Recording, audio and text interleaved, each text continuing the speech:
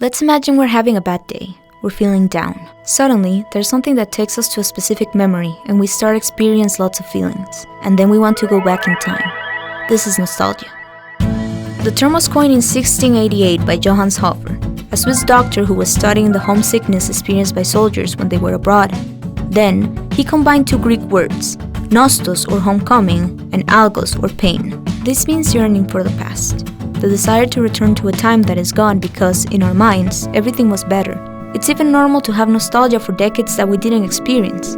It's like longing for the 80s because we like the fashion, films, or music of those years, or because we think that life was simpler back then.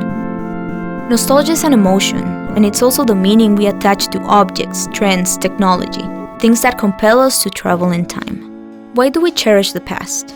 Indeed, it's normal to yearn for some things after a few years have passed. Nostalgia appears when we are not happy with the present situation, when we're far from home and we listen or see something that reminds us of it, when we long for something that has disappeared, that has vanished.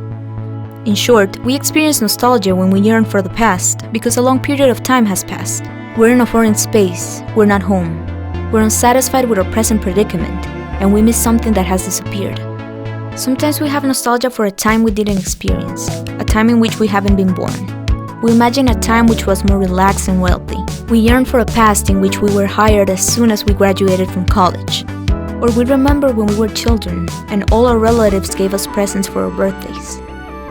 This is called material nostalgia. And what happens when we have nostalgia for just the fashion, music, technology, and other products of a previous decade? Let's think about the popularity of instant and analog cameras, of turntables and LP records, or how vintage aesthetic is cool. This is aesthetic nostalgia.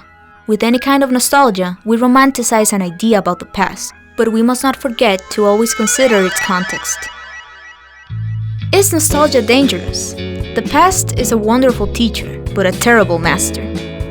Although we refer to them as the good old days, previous decades were marked by a political context in which some people faced multiple difficulties.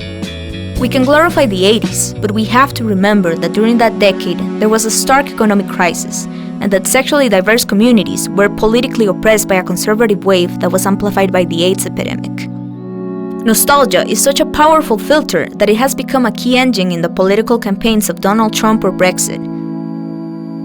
Recently, in the last presidential election of Costa Rica, the top candidates, Chávez and Figueres, gained momentum with their slogans of "Let's have a president again" and "Let's be the happiest country in the world again."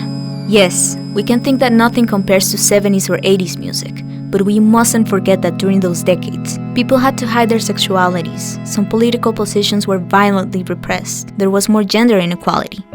Perhaps we should embrace the comfort that comes with nostalgia in a conscious way, while we keep a focus on the present and we keep working on the future we want to build.